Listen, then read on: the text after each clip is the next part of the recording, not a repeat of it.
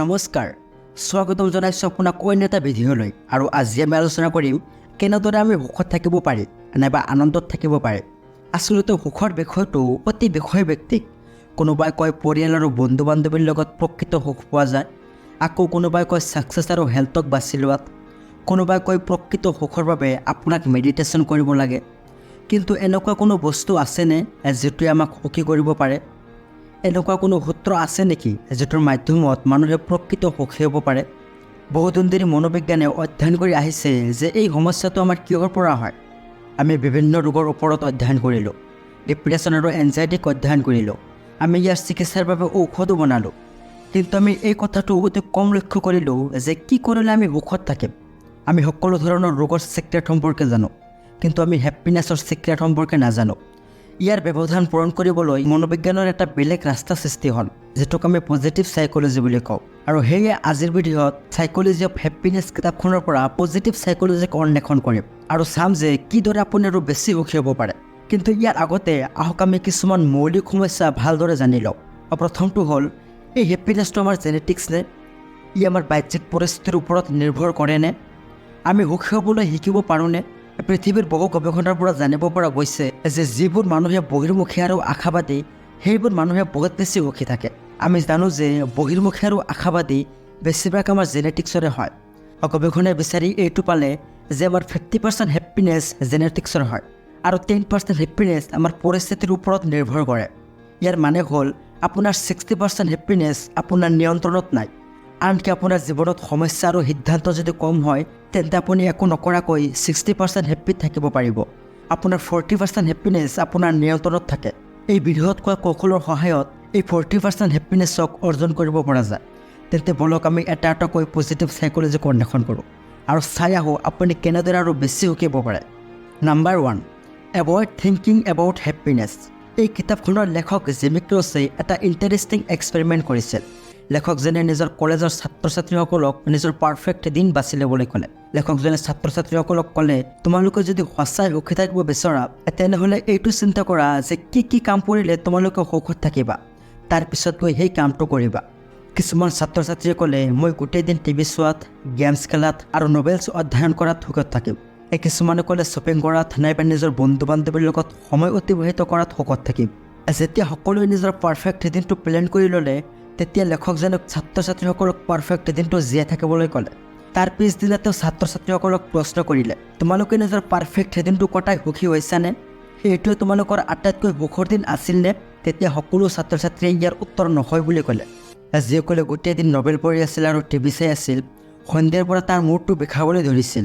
যিসকলে গোটেই দিন গেম খেলি আছিল তেওঁলোকে সন্ধিয়াৰ পৰা এলেহুৱা, এলেহেমীয়া আৰু আমনি লগা অনুভৱ কৰিছিল। এই পৰীক্ষাৰ পৰা এটা কথা স্পষ্ট হৈ পৰে যে যেতিয়া আপুনি সুখী হ'বলৈ চেষ্টা কৰে তেতিয়া আপুনি সুখী হ'ব নোৱাৰে। আপোনাৰ ওপৰত ফূৰ্তি কৰা চাপ থাকে। এইটো ঠিক তেনেকুৱা যেন কোনোবাই আপোনাৰ মূৰত বন্দুক ধৰি কয় যে আপুনি হাঁহি থকা নাই কিয়? আপুনি হাঁহি থাকক, নহ'লে গুলি মাৰি দিম। এনেকুৱা ধৰণৰ চাপত আপুনি কেতিয়াও আনন্দত থাকিব নোৱাৰে। সেয়ে হেপ্পিনেছৰ প্ৰথম নিয়মটোৱে হ'ল ষ্টপ থিংকিং এবাউট হেপ্পিনেছ। 2 নম্বৰটো হ'ল হেডনিক ট্ৰেডমিল। যেতিয়া আপুনি প্ৰথম মোবাইল ফোন লৈছিল তেতিয়া আপুনি 2-3 দিনৰ বাবে বহুত সুখত আছিল, কিন্তু তাৰ পিছত সেইটো আমনি লগা হ'ল। যদি আপুনি জীৱনত কেতিয়াবা বিফল হয় নাইবা দুৰ্ভাগ্যক্ৰমে আপোনাৰ পৰিয়ালৰ কোনোবাৰ মৃত্যু হ'ল তেন্তে কিছু সময়লৈকে এই বস্তুটোৱে আপোনাক আঘাত কৰিব হয়তো, কিন্তু তাৰ পিছতো আপুনি সেইটোৰ পৰা উঠি আহিব পাৰিব। ইয়াকে হেডনিক ট্ৰেডমিল বুলি কোৱা হয়। আপোনাৰ জীৱনৰ সেই সকলো বস্তু যিবোৰ আপোনাক উত্তেজিত কৰে সেইটো কিছু সময়ৰ পিছত আপোনাক উত্তেজিত নকৰে। একদৰে সেই সকলো বস্তু যিবোৰে আপোনাক আঘাত কৰি আছে কিছু সময়ৰ পিছত সেইবোৰে আপোনাক আঘাত নকৰে। আপোনাৰ হেপ্পিনেছৰ লেভেল ফিক্স থাকে। যদি আপুনি নৰ্মেল সময়ত 1ৰ পৰা 10ৰ ভিতৰত 7 নম্বৰত সুখী থাকে তেতিয়া আপোনাৰ মনৰ ভিতৰত থকা ল'ৰা নাইবা ছোৱালীৰ লগত বিয়া পাতি লোৱাত আপোনাৰ হেপ্পিনেছৰ সংখ্যা 9ৰ পৰা 10লৈ আহিব পাৰে, কিন্তু 2 বছৰমান পিছত আকৌ সেইটো 7 নম্বৰত আহি যাব। একদৰে দুৰ্ভাগ্যক্ৰমে আপোনাৰ পৰিয়ালৰ কোনোবাৰ মৃত্যু হ'লে তেন্তে আপোনাৰ হেপ্পিনেছৰ সংখ্যা 4 নম্বৰলৈ আহি যাব পাৰে, কিন্তু কিছু সময়ৰ পিছত সেইটো আকৌ 7 নম্বৰলৈ আহি যাব। সেয়ে আপুনি কেতিয়াও কোনো বস্তু নাইবা কোনো মানুহৰ পৰা এইটো আশা নকৰিব যে সেই মানুহ নাইবা সেই বস্তুটোৱে আপোনাক সুখত ৰাখিব পাৰিব। সেই মানুহ নাইবা সেই বস্তুটোৱে আপোনাৰ জীৱনৰ প্ৰব্লেমছবোৰ কম কৰিব পাৰিলেও প্ৰকৃত সুখী ৰাখিব নোৱাৰে। 3 নম্বৰটো হ'ল bad in stronger than good. প্ৰশংসাই আপোনাক কিমানখিনি দুখী কৰিব নোৱাৰে, অপমানে আপোনাক যিমানখিনি দুখী কৰিব পাৰে।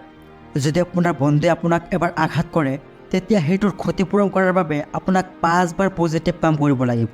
আৰু আপোনাৰ সঠিক দিনত যদি 10 মিনিটৰ বাবে বেয়া সময় আহি যায়, তেন্তে গোটেই দিনটোৱে বেয়া হৈ যাব।